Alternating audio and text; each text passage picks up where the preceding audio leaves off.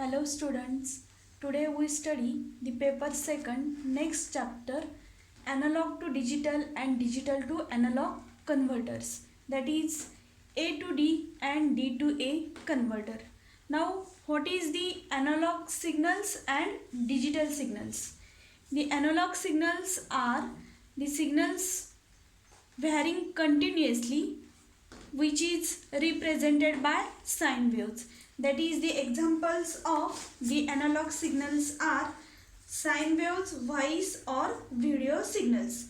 The continuously varying voltage or currents are known as analog signals, and the digital signals are represented in the coded signal, that is on off or coded signal are known as digital signals, and digital signals are represented by a pulse.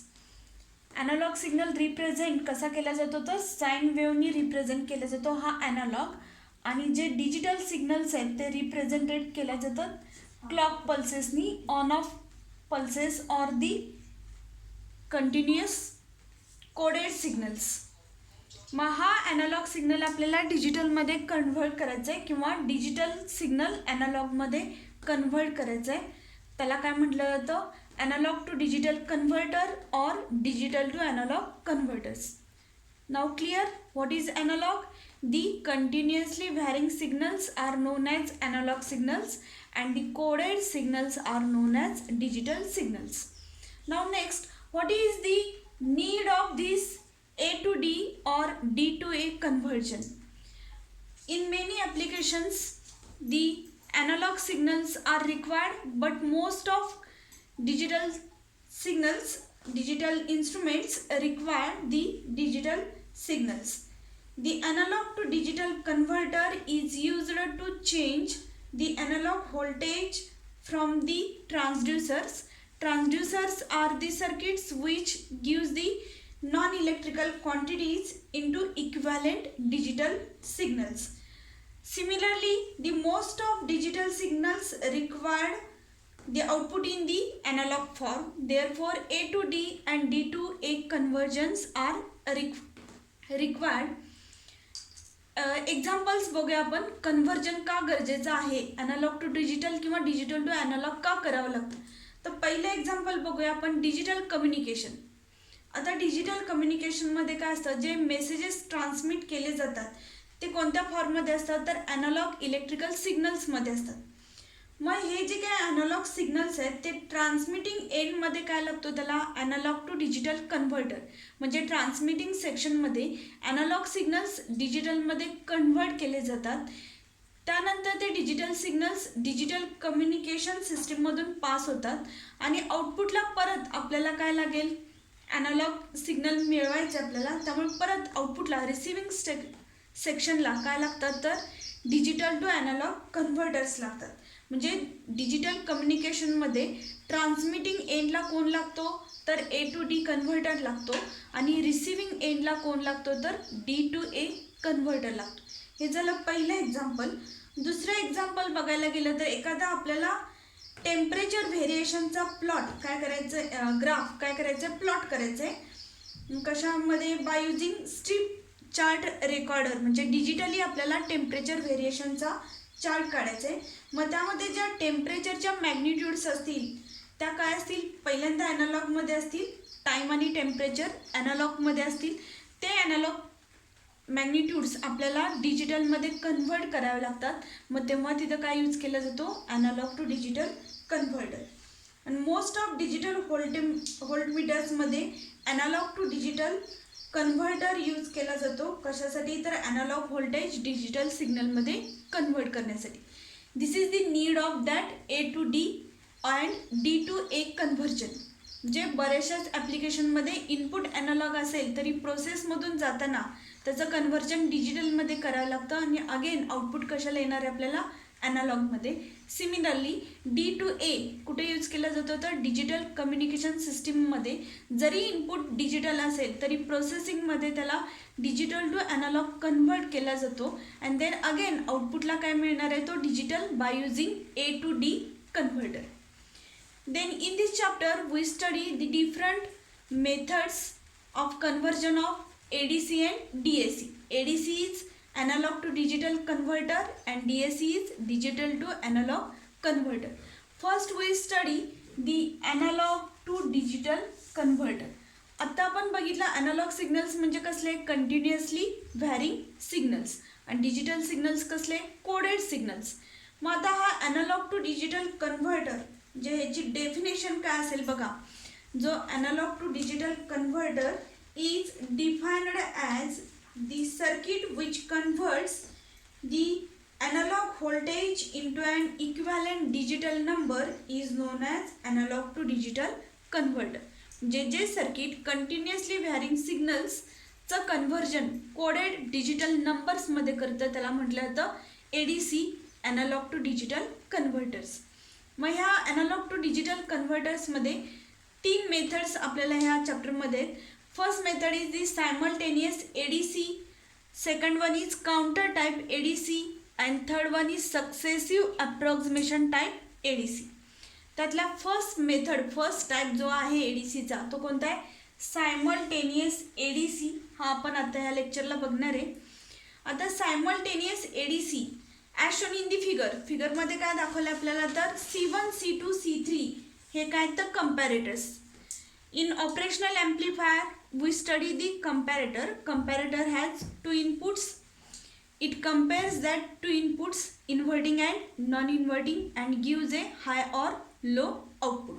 तेच comparators इथं आपण simultaneous ADC मध्ये use केलेले आहेत.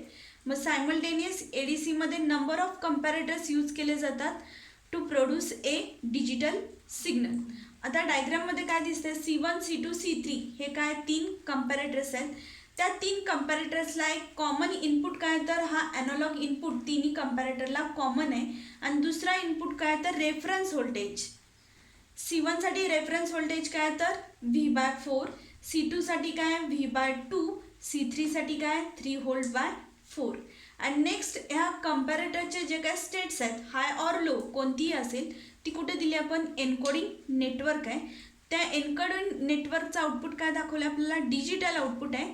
ते कोणत्या फॉर्ममध्ये आता इथं 2 बीट्स आहेत 2 आणि 2 म्हणजे किती बीटचं आउटपुट घेतले आपण 2 बीटचं आउटपुट घेतले. आता ह्याच्यामध्ये हा जो काय सायमल्टेनियस ADC आहे ह्यामध्ये कंपॅरेटरची संख्या कशी बघितली जाते. आपण एखादं एक्झाम्पल बघूया. For example N bit ADC जर का आपल्याला कन्स्ट्रक्ट करायचं आहे तर N बीट ADC कन्स्ट्रक्ट करायचं असेल तर त्याला कंपॅरेटर्स किती लागतात 2n-1 एवढे काय लागतात त्याला कंपॅरेटर्स लागतात. म्हणजे N बीटचा कंपॅरेटर कन्स्ट्रक्ट करायचं असेल तर कंपॅरेटर्स किती लागतील 2n-1. आता इथे एखादं एक्झाम्पल घेतलं 2 बीटचा सायमल्टेनियस ADC कन्स्ट्रक्ट करायचं आहे तर कंपॅरेटर किती लागतील 2n-1 which is equal to 3.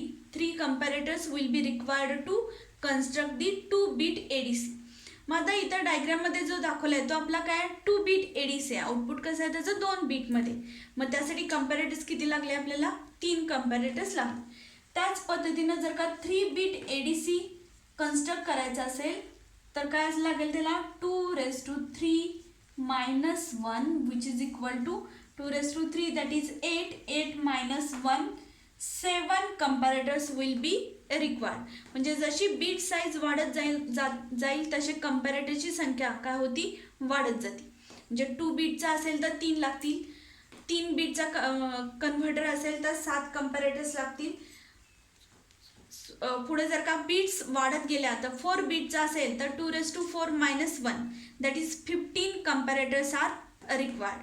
मग डायग्राममध्ये काय दाखवले आपल्याला 2 बीट सायमल्टेनियस ADC ह्यामध्ये जे काय आउटपुट आहे ते कशावरती डिपेंड असतं तर ह्या कंपॅरेटरच्या आउटपुटच्या स्टेटवरती. म्हणून या सायमल्टेनियस ADCलाच पॅरलल ADC असंही म्हटलं जातं.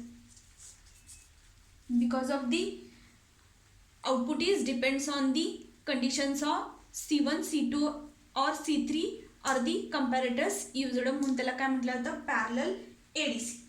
आता डायग्राममध्ये काय 3 कंपॅरेटर्स आहेत C1, C2, C3.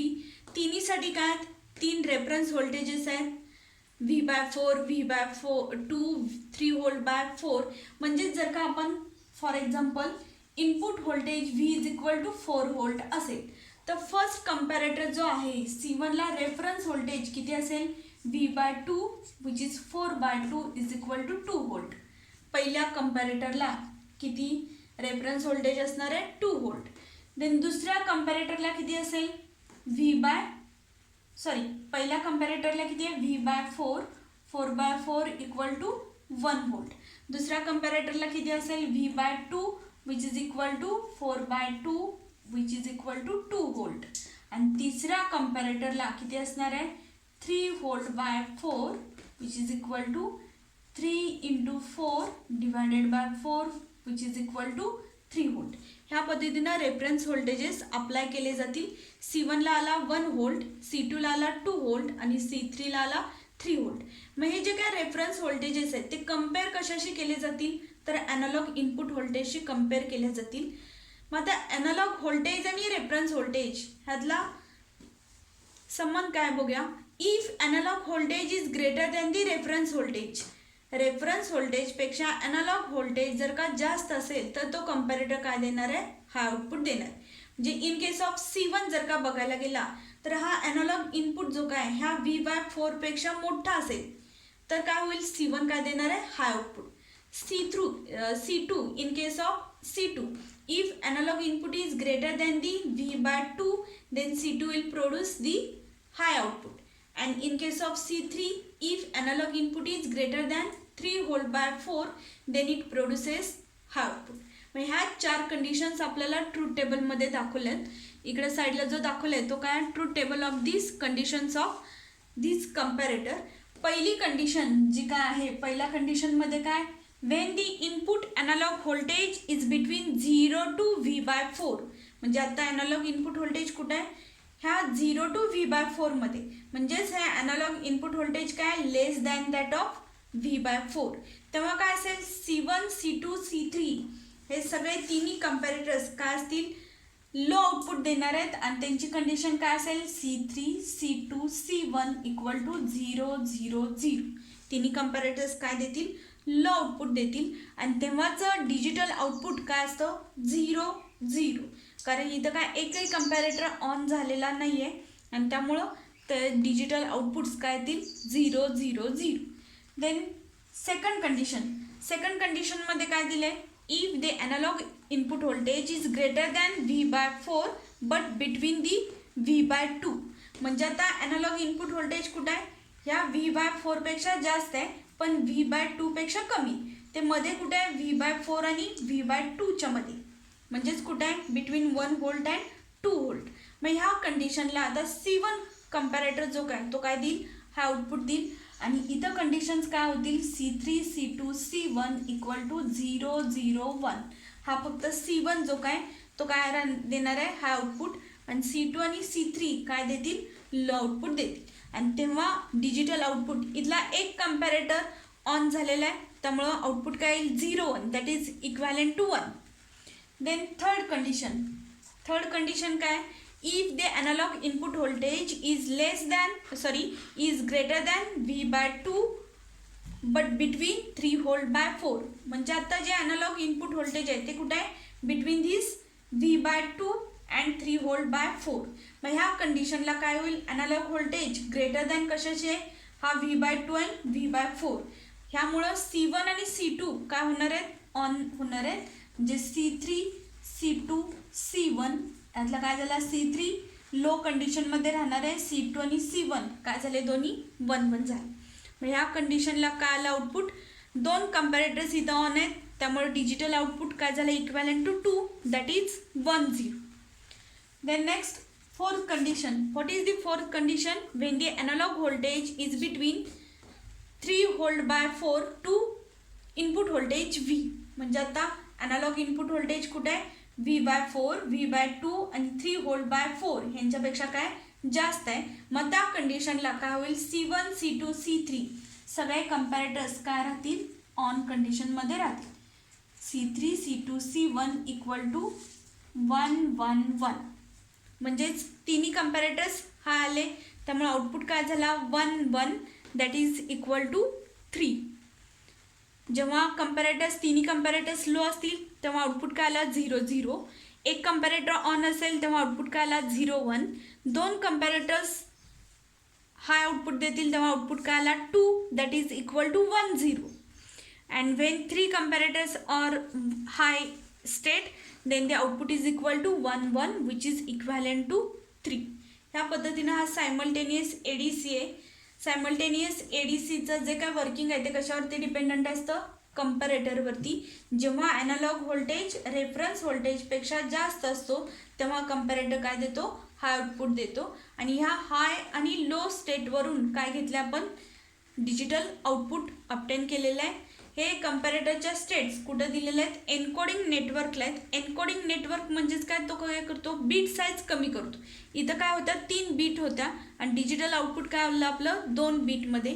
म्हणजे बाय युझिंग एन्कोडिंग नेटवर्क आपण काय केलं, बीट साईज कमी केली. ह्याचा ॲडव्हान्टेज काय आहे तर ADCचं, हा काय व्हेरी फास्ट कन्व्हर्टर आहे. ह्याचा जो काय स्पीड ऑफ डेटा कन्व्हर्जन आहे तो हाय असतो. म्हणूनच ह्याला काय म्हटलं जातं, फ्लॅश ADC असंही म्हटलं जातं. Because the speed of its data conversion is very high, it is known as flash ADC. हा झाला याचा ॲडव्हान्टेज. पण डिसॲडव्हान्टेज काय, जसं आपण मगाशी बघितलं काय, जशा बीट साईज वाढत जातील तशा कंपॅरेटरची संख्या वाढत जाते आणि कंपॅरेटर वाढत गेली की सर्किट काय होणार आहे, कॉम्प्लिकेटेड होतं, बल्की आणि कॉस्टली, त्याची कॉस्ट पण वाढत जाती. हा एक त्याचा काय डिसॲडव्हान्टेज आहे. मग हा झाला सायमल्टेनियस ADC. नेक्स्ट लेक्चरला आपण दुसरा टाईप बघणार आहे, काउंटर टाईप ADC. थँक्यू.